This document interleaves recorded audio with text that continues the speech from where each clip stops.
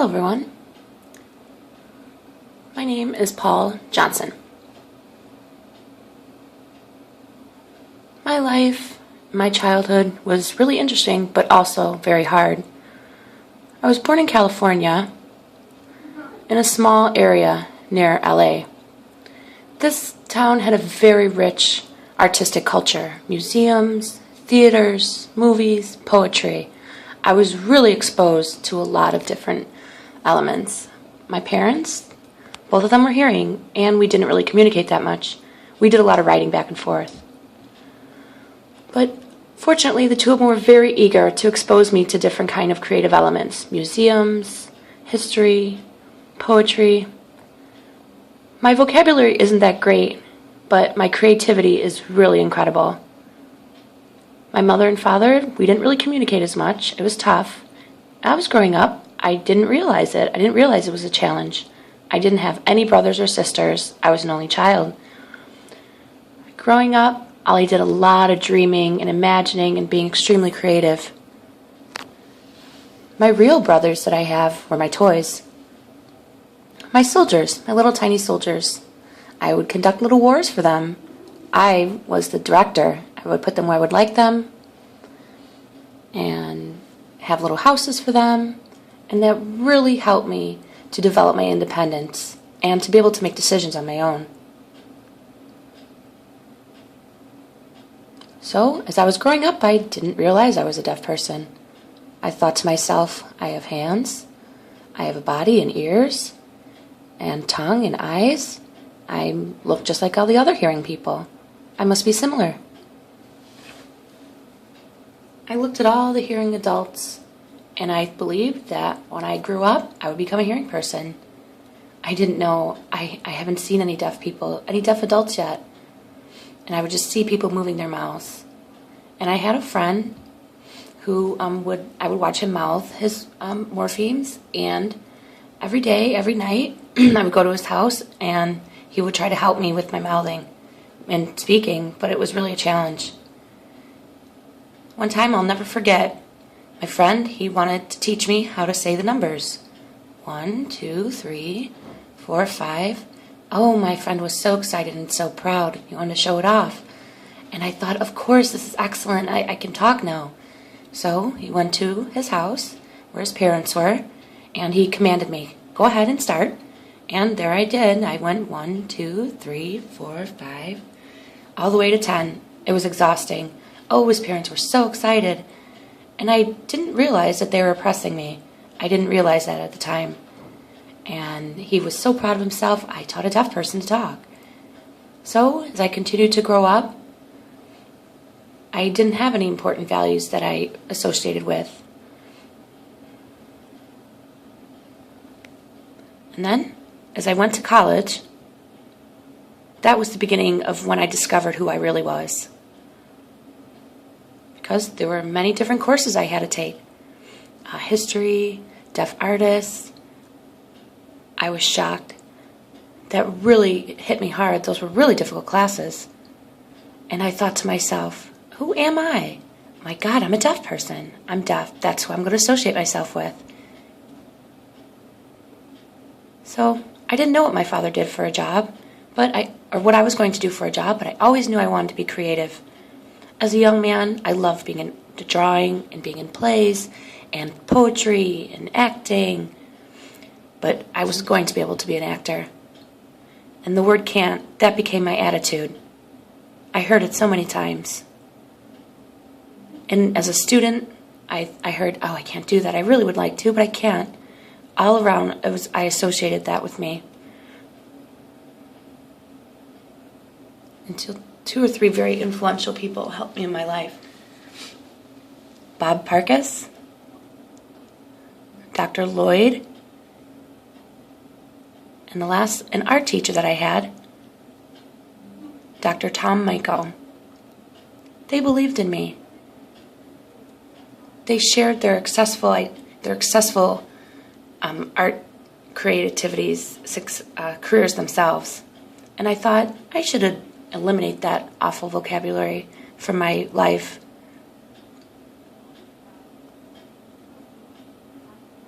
And I realized that those people who were bothering me were oppressing me.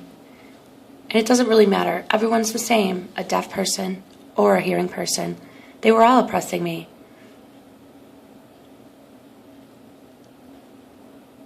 To overcome that oppression, I had to believe that I can do it. I had to believe in myself. I had to get through that jungle of oppression and negativity and break through and become a man.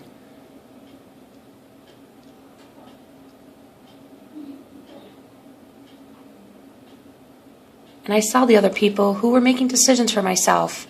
They were influencing my decisions. And I thought to myself, now it's my time. It's my time to make the decisions for my own life and my own career. So I was at the Rochester Institute in New York and National Institute of Technology for the Deaf. Those were two related schools. And in the first school, I had an interpreter, and that was difficult as well.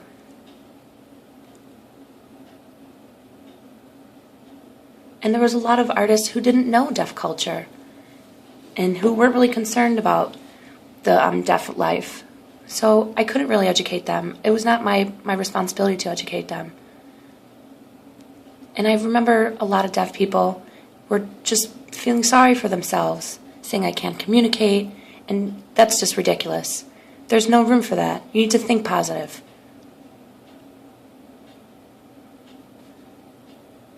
That gave me more control over my own self, to trust myself and to be more independent. I'm a strong man. I have great intuition. So I needed to be more positive. So I was about to graduate, and my whole life I had been in the deaf residential schools. I was with people who were signing. Well, it was time for me to graduate from RIT. So I wasn't going to be in that community anymore. So I thought to myself, what will I do? What path will I take after I graduate? So I decided, I went outside to a place where I can sit and think, and I thought to myself, who am I as an artist? How do I identify myself? So I decided at that time that I would go to Penn State University. Before I went to that school, it was the fall of my senior year, and I really wanted to be successful, and I really wanted to be independent and to make decisions for myself. I didn't want anyone else to help me. I wanted to do it on my own terms. So I went to the library and I started looking at different books and different articles from different colleges and doing some research. And I thought, well, if I'm going to do this, I need to start applying. I need to apply to these colleges. And it was a really good taste of being an adult and making decisions on my own. So I filled out the applications and I sent them out, about 7. And I thought I sent out 8 applications and I thought maybe one would come back. Just by the skin of my teeth, maybe I would get into one. And little did I know, I had gotten into all of them. I had to pick just one. It was really challenging. So my major was in furniture design and woodworking at RIT. Why did I pick that major? Remember, I want to go to college. I want to learn and have fun and enjoy myself as a young adult. I don't want to go there to just be a good carpenter and to be a man who works with his hands. I want to become a good human being and find myself. I have a positive attitude. And before I can register for courses, I had to go to an advisor and I had to take philosophy class. And I really thought that was a challenge for me. And I really was actually glad about it because I was going to be a normal student, just like everyone else. Black people, white people, people who are in prison or in gangs. I'm going to learn about all those things. And now I realize there's no difference between deaf people and hearing people. We're all human beings. And there's a lot of diversity in life. And I knew that I can learn from so many different people.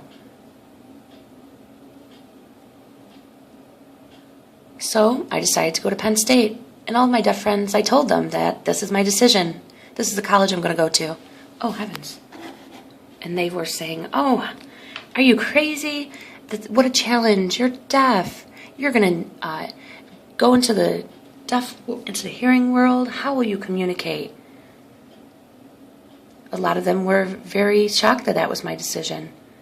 And they were just used to growing up in the residential world where they were just so comfortable with signing and not get out of their comfort zone.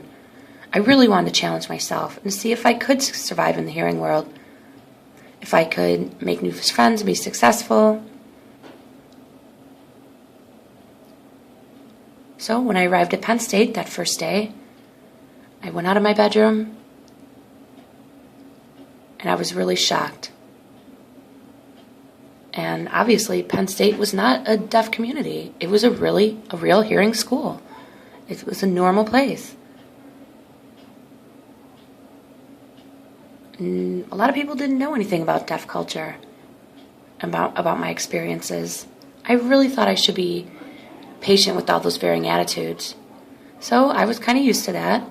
And what was I used to? Having my pen and paper with me at all the time. That's the only way I could communicate with hearing people at this point. So I put it into my pocket. I did look like a nerd, but it was really important to me. I needed to be able to facilitate communication. As I walked around the campus, I was walking by and I realized no one was signing. Everyone was just walking by blindly, carrying their books, going to class. So as I stood there and I looked at the map of the campus, and it was kind of like I was at Survivor Camp, and I approached someone and asked them a question, and they looked at me like I was insane. So there I wrote it down on a piece of paper, and I asked on the paper, "Where's the registrar's office?" And he pointed to me all these directions, and oh gosh, I had no idea what he was saying, but I registered that his body language would tell me how. So I made mistakes, and I was extremely frustrated. But I didn't want to talk like that. I needed to eliminate those negative words from my vocabulary. I didn't want to think, my God, I can't do it, then I would fail. I didn't want to have that experience. Of course, I would know how to sign up for things. It was just like building something. You have to follow the directions to make a wood frame. So if I found my way to the registrar's office, I felt great. I felt really successful.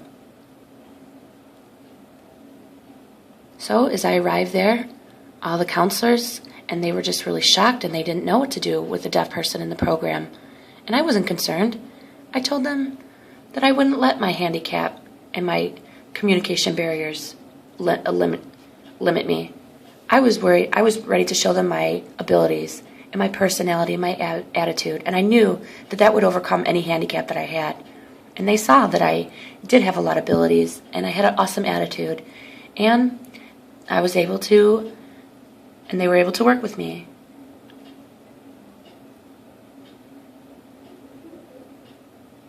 I know that in the deaf society, there's a lot of issues with communication, and I know that we can't change that. That's part of the world.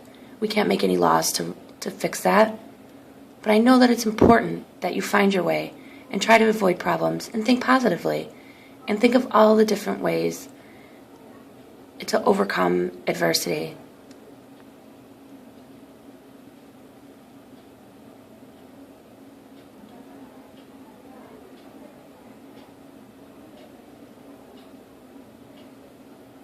One thing I want deaf children to take away from this is that open your eyes. You can control your future.